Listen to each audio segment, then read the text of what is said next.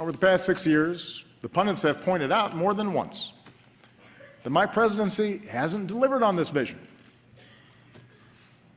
How ironic, they say, that our politics seems more divided than ever. I know how tempting such cynicism may be, but I still think the cynics are wrong. I still believe that we are one people. I still believe that together we can do great things, even when the odds are long. I believe this because over and over in my 6 years in office, I have seen America at its best. I have no more campaigns to run. My only agenda, I know because I won both of them.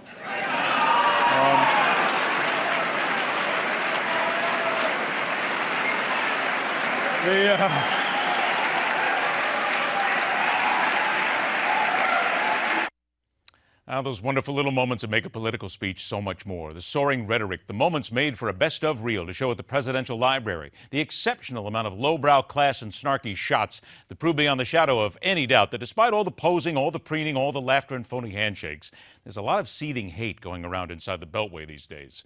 Those Republicans that applauded should be ashamed of themselves for lowering them to the level of a 12-year-old joke. Hey, don't like the man, but respect the office.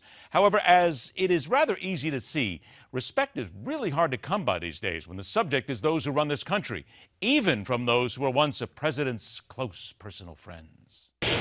It seems that the rose-colored glasses through which he was viewing the foreign policy were so rose-colored that I think they don't even reflect the world that we're living in. He said at one stage that American leadership, including our military power, is stopping ISIL's advance. It didn't look that way in Paris. It looked like ISIS was doing well. It didn't look like that way. I'm not going to be able to finish this. With this new video that was released today with the Japanese hostages, it doesn't look that way in Syria. ISIS is doing very well, and the strategy is completely disjointed. So to sell that as a success, I think was missing the point, maybe even disingenuous. With all due respect to my few remaining broadcast journalist colleagues in network TV and those who are merely hanging around collecting a paycheck because they seek to be trendy using only one name or trading on their famous mother and perhaps famous father's lineage, there are those who for the last 6 years have been carrying more than water for Barack Obama and his band of politically correct publicists. They were always there to salve his wounds and twist the verbal knife into anyone seeking to tell anything but the party line. So what does it tell you on any side of the aisle when those who have been covering for a president for his entire term suddenly start to admit what those looking at this administration have seen for so long with unbiased eyes? I kept thinking tonight that there's a real world out there that he didn't really talk about. Perhaps the over-ambitious notions of where we stood in the war against ISIL, the Islamic State. He doesn't want to call it the Islamic State, but that's what they call themselves. Those two Japanese people with no guilt on their shoulders just staring there out of the desert who are going to be apparently decapitated. That reality, what's going on in Nigeria is reality. How close was the president to reality overall, globally, tonight?